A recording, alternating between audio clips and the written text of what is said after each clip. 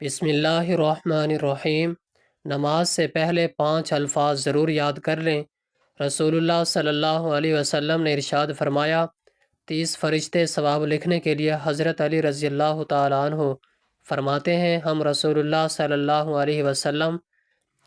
میرے محترم ناظرین، آج ہم ایک ایسے موضوع پر بات کرنے جا رہے ہیں جو مختصر بھی ہے مگر اجر کے اعتبار سے بہت عظیم ہے۔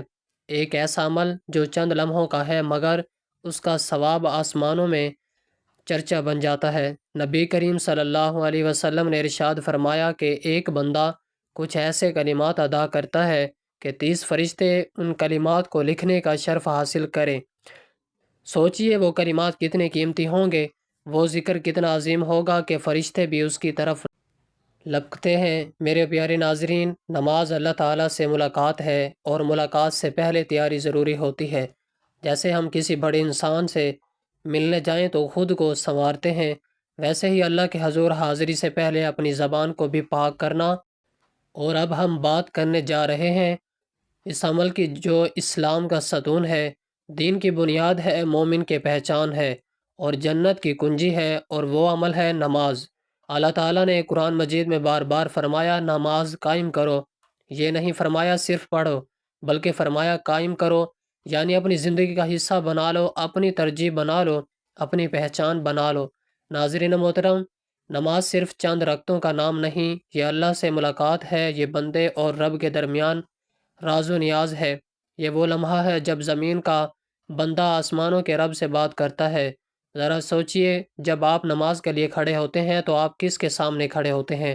بادشاہوں کے بادشاہ، کائنات کے مالک اللہ رب العزت کے سامنے۔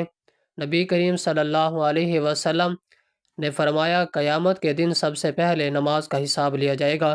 اگر نماز درست ہوگی تو باقی اعمال بھی درست ہو جائیں گے، اور اگر نماز خراب ہو گئی تو باقی اعمال بھی ضائع ہو سکتے ہیں۔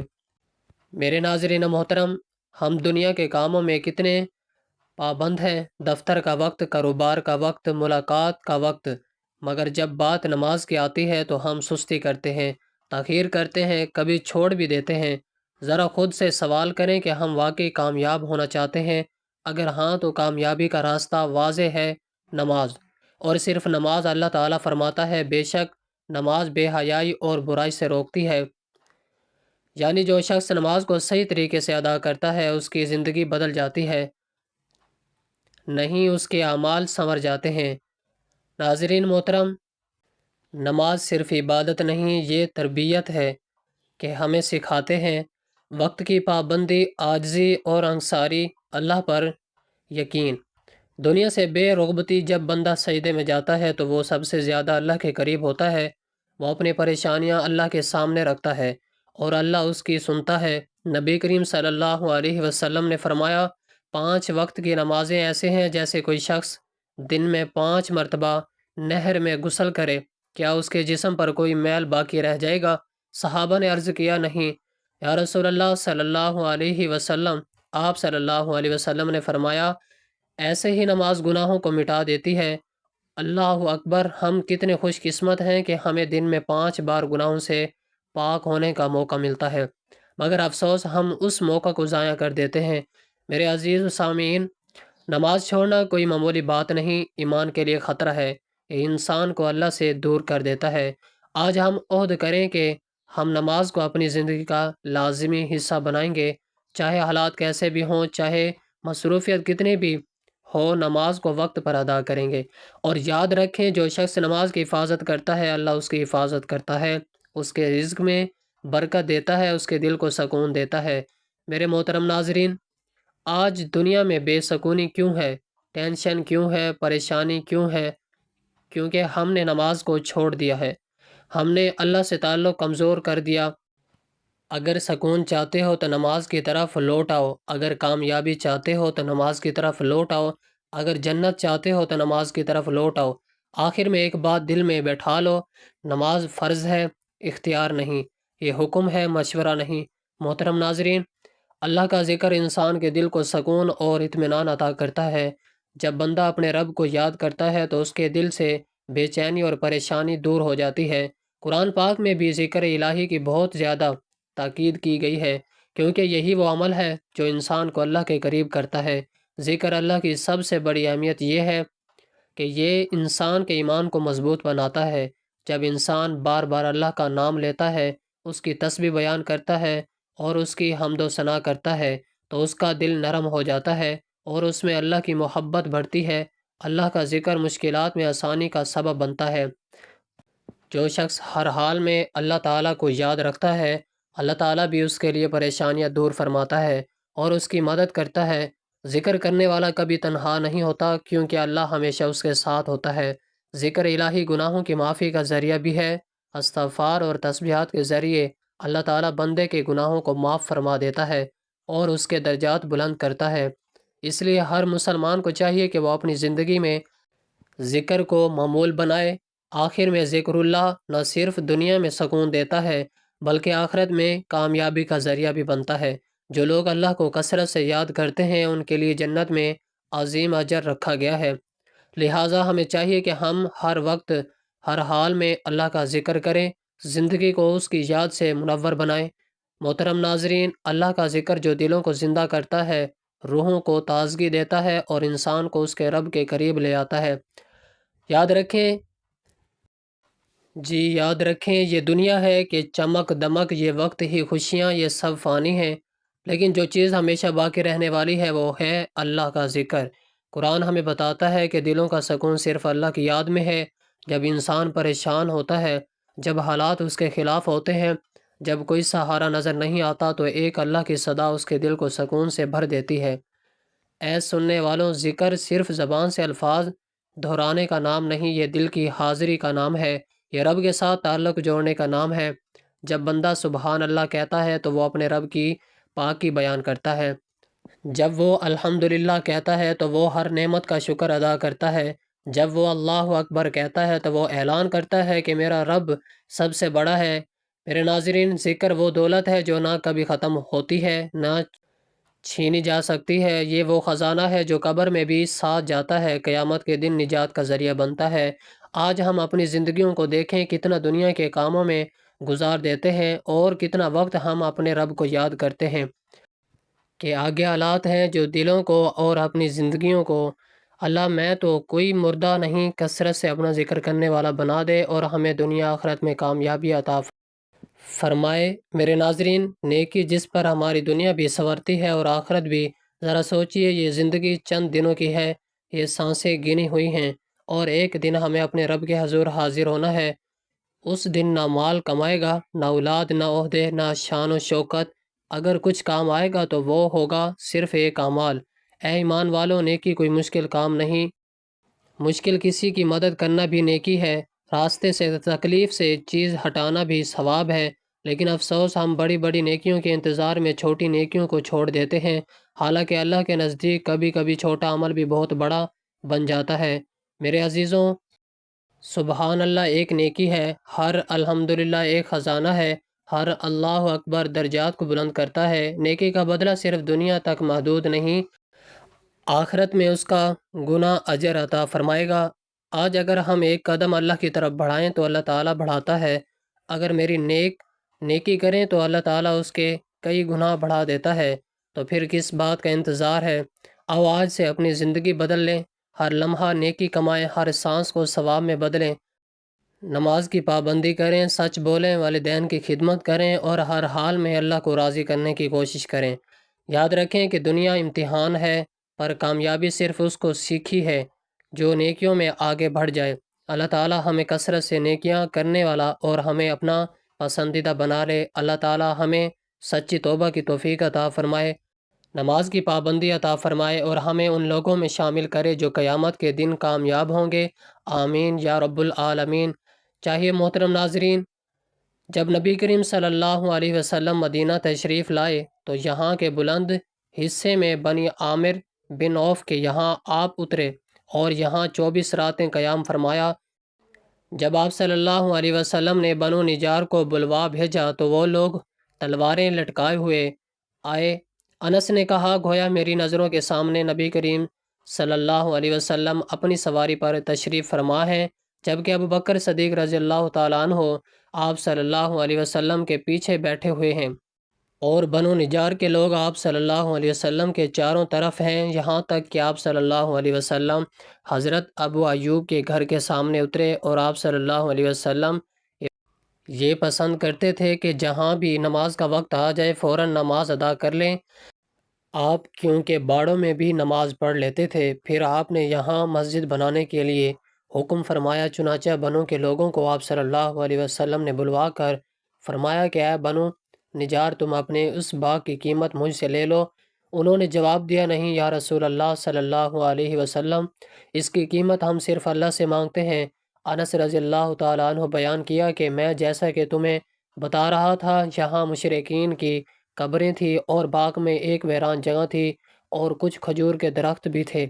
بس نبی کریم صلی اللہ علیہ وسلم نے مشرکین کی قبروں کو اکھڑوا دیا، ویرانے کو صاف اور برابر کرایا اور درختوں کو کٹوا کر ان کی لکڑیوں کو مسجد کے قبلے کی جانب بچھا دیا اور پتھروں کے ذریعے انہیں مضبوط بنا دیا۔ صحابہ پتھر اٹھاتے ہوئے گر پڑے اور نبی کریم صلی اللہ علیہ وسلم بھی ان کے ساتھ تھے اور یہ کہہ رہے تھے کہ اے اللہ، آخرت کے فائدے کے علاوہ اور کوئی فائدہ نہیں۔ حسن ساروں مہاجرین کی مغفرت فرما۔ حضرت عبداللہ بن مسعود رضی اللہ تعالیٰ عنہ بیان کرتے ہیں، ایک دفعہ رسول اللہ صلی اللہ علیہ وسلم کعبہ کے نزدیک نماز پڑھ رہے تھے اور ابو جہل اور اس کے ساتھی بھی وہیں بیٹھے ہوئے تھے۔ ایک دوسرے سے کہا کہ تم میں سے کوئی شخص ہے جو قبیلے کی اونٹنی ذبح ہوئی ہے، اس کی اوجڑی کو اٹھا لائے اور لا کر جب محمد صلی اللہ علیہ وسلم سجدے میں جائیں تو ان کی پیٹھ پر رکھ دے۔ یہ سن کر ان میں سے ایک سب سے زیادہ بدبخت آدمی اٹھا اور وہ اوجڑی لے کر آیا اور دیکھتا رہا۔ جب آپ نے سجدہ کیا تو اس نے اس اوجڑی کو آپ کے دونوں کندھوں کے درمیان رکھ دیا۔ حضرت عبداللہ بن مسعود کہتے ہیں، میں یہ سب کچھ دیکھ رہا تھا مگر کچھ نہ کر سکتا تھا، کاش اس وقت مجھے روکنے کی طاقت ہوتی۔ عبداللہ کہتے ہیں کہ وہ ہنسنے لگے اور ہنسی کے مارے لوٹ پھوٹ رونے لگے، اور رسول اللہ صلی اللہ علیہ وسلم سجدے میں تھے، بوجھ کی وجہ سے اپنا سر نہیں اٹھا سکتے تھے، یہاں تک کہ فاطمہ رضی اللہ تعالیٰ عنہ آئی اور وہ بوجھ آپ کی پیٹھ سے اتار کر پھینکا۔ تب آپ صلی اللہ علیہ وسلم نے سر اٹھایا، پھر 3 بار فرمایا، یا اللہ تو قریش کو پکڑ لے۔ یہ بات ان کافروں پر بہت بھاری ہوئی کہ آپ صلی اللہ علیہ وسلم نے انہیں بد دعا دے دی۔ عبداللہ کہتے ہیں کہ وہ سمجھتے تھے کہ اس شہر مکہ میں جو دعا کی جائے وہ ضرور قبول ہوتی ہے۔ پھر آپ نے ان میں سے ہر ایک کا جدا جدا نام لیا کہ اے اللہ، ان ظالموں کو ضرور ہلاک کر دے۔ ابو جہل، قطبہ بن ربیع، شیبہ بن ربیع، ولید بن عتبہ، امید بن خلف اور عتبہ بن ابی معید کو 7ویں آدمی کا نام بھی لیا، مگر مجھے یاد نہیں رہا۔ اس ذات کی قسم جس کے قبضے میں میری جان ہے، جن لوگوں کی بد دعا کرتے وقت آپ صلی اللہ علیہ وسلم نے نام لیتے تھے، میں نے ان کی لاشوں کو بدر کے کنویں میں پڑا ہوا دیکھا۔ محترم ناظرین، حضرت رفیع بن رافع رضی اللہ تعالیٰ عنہ سے روایت ہے، فرماتے ہیں کہ ہم ایک دن رسول اللہ صلی اللہ علیہ وسلم کے پیچھے نماز پڑھ رہے تھے، جب آپ نے رکوع سے سر اٹھائے تو کہا سمیع اللہ لمن حمیدہ۔ آپ نے مقتدیوں میں سے ایک آدمی نے ذرا بلند آواز سے کہا، الحمدللہ حمدن کثیرن طیبن مبارکن فی۔ اے ہمارے رب، تیرے ہی لیے سب تعریفیں ہیں، بہت زیادہ پاکیزہ اور بابرکت تعریفیں۔ جب اللہ کے رسول صلی اللہ علیہ وسلم نماز سے فارغ ہوئے تو فرمایا، کس شخص نے ابھی کچھ کلام کیا تھا؟ کس نے جواب نہ دیا؟ پھر آپ کو دوبارہ فرمایا، آپ کی اس آدمی نے نماز میں کلام کیا تھا۔ میں نے کہا، اے اللہ کے رسول صلی اللہ علیہ وسلم نے فرمایا، تو نے کسے کہا تھا؟ میں نے کہا تھا الحمدللہ کثیرن مبارکن۔ نبی صلی اللہ علیہ وسلم نے فرمایا تھا، قسم اس ذات کی جس کے ہاتھ میں میری جان ہے، 30 سے زائد فرشتے اس کلمے کو لپکے تھے کہ کون انہیں لے کر اوپر چڑھتا ہے۔ حضرت ابو ہریرہ رضی اللہ تعالیٰ عنہ فرماتے ہیں کہ نبی کریم صلی اللہ علیہ وسلم نے فرمایا، جب امام سمیع اللہ لمن حمیدہ کہے تو تم کہو ربنا لک الحمد، کیونکہ جس کا یہ کہنا فرشتوں کے کہنے کے ساتھ ہوگا اس کے پچھلے تمام گناہ بخش دیے جائیں گے۔ سیدنا ابو سعید خدری رضی اللہ تعالیٰ عنہ سے روایت ہے کہ رسول اللہ صلی اللہ علیہ وسلم نے فرمایا، کیا میں تمہیں رہنمائی اپنے امور کی طرف نہ کروں کہ اللہ جن ذریعے خطاؤں کو معاف کرتا ہے اور نیکیوں میں اضافہ کرتا ہے؟ انہوں نے کہا، کیوں نہیں اے اللہ کے رسول صلی اللہ علیہ وسلم؟ آپ صلی اللہ علیہ وسلم نے فرمایا، ناپسندگیوں کے باوجود مکمل وضو کرنا، ان مسجدوں کی طرف زیادہ قدم چل کر آنا اور نماز کے بعد دوسری نماز کا انتظار کرنا۔ تم میں سے جو آدمی اپنے گھر سے وضو کر کے نکلتا ہے اور مسلمان کے ساتھ ایک نماز ادا کر کے اسی جائے نماز میں دوسری نماز کے انتظار میں بیٹھ جاتا ہے تو فرشتے اس کے لیے یہ دعا کرتے ہیں، اے اللہ اس کو معاف کر دے، اے اللہ اس پر رحم فرما۔ جب تم نماز کے لیے کھڑے ہو تو اپنی صفوں کو برابر اور سیدھا کیا کرو اور شگافوں کو پر کر دیا کرو، بے شک میں تم کو اپنے پیچھے دیکھتا ہوں۔ جب تمہارا امام اللہ اکبر کہے تو تم اللہ اکبر کہو، جب وہ رکوع کرے تو تم رکوع کرو، اور جب وہ کہے سمیع اللہ لمن حمدہ تم ربنا لک الحمد کہو۔ بے شک مردوں کی بہترین صف اگلی صف ہے اور ان کی بری ترین صف پچھلی ہے، اور عورتوں کی بہترین صف پچھلی ہیں اور ان کی بری صف اگلے صف ہے۔ اے عورتوں کی جماعت، جب مرد سجدے میں جائیں تو تم اپنی نظریں نیچی رکھا کرو تاکہ ان کی وضاحت چھوٹے ہونے کی وجہ سے ان کی شرمگاہوں کو نہ دیکھ سکو۔ تو یہ 5 الفاظ ضرور پڑھیں، الحمدللہ کثیراً طیباً مبارکاً فی، اور پھر دیکھیں نماز میں خشوع کیسے آتا ہے، دل کیسے نرم ہوتا ہے اور اللہ کی رحمت کیسے متوجہ ہوتی ہے۔ میرے بزرگوں اور دوستوں، ہمیں اپنی زندگی میں چھوٹے چھوٹے اعمال کو شامل کرنا ہے، یہی اعمال قیامت کے دن تمہارے لیے نجات کا ذریعہ بنیں گے۔ اللہ تعالی ہمیں نماز کی حقیقت سمجھنے کی توفیق عطا فرمائے، نماز سے پہلے ذکر کرنے والا بنائے اور ہمیں ان بندوں میں شامل کرے جن کے اعمال پر فرشتے فخر کریں۔ وہ 5 الفاظ کون سے ہیں؟ علماء کرام نے وضاحت کی ہے کہ یہ عظیم ذکر ہے، الحمدللہ حمداً کثیراً طیباً مبارکاً فی، اور اس کا مطلب سمجھتے ہیں کہ الحمدللہ تمام تعریفیں اللہ کے لیے ہیں، حمداً کثیراً بہت زیادہ تعریف، طیباً پاکیزہ تعریف، مبارکاً فی برکت والی تعریف، یعنی بندہ کہتا ہے اللہ میں تیری ایسی تعریف کرتا ہوں جو بہت زیادہ ہو، پاکیزہ ہو اور برکت والی ہو۔ میرے ناظرین محترم، یہ کوئی عام جملہ نہیں، یہ دل کی گہرائی سے نکلنے والا حمد ہے۔ جب بندہ یہ کلمات کہتا ہے تو اللہ کے ہاں اس کی قدر بڑھ جاتی ہے۔ حضرت علی رضی اللہ تعالیٰ عنہ کا قول ہے کہ نبی کریم صلی اللہ علیہ وسلم ہمیں ایسے اعمال کی تعلیم دیتے تھے جو بظاہر چھوٹے ہوتے تھے مگر اللہ کے ہاں بہت بڑے ہوتے تھے۔ یہی اسلام کی خوبصورتی ہے، تھوڑا سا عمل بڑا اجر۔ سوچنے کی بات یہ ہے، ہم نماز کے لیے کھڑے ہوتے ہیں مگر دل دنیا میں ہوتا ہے، زبان خاموش ہوتی ہے، تیاری نہیں ہوتی، تو کیا ہماری نماز میں کیا وہ لذت آ سکتی ہے جو صحابہ کرام کو آتی تھی؟ نہیں۔ جب تک ہم نماز سے پہلے اپنے دل کو نرم نہ کریں، اپنی زبان کو ذکر سے تر نہ کریں، اپنی نیت کو خالص نہ کریں، تب تک وہ کیفیت نہیں آئے گی۔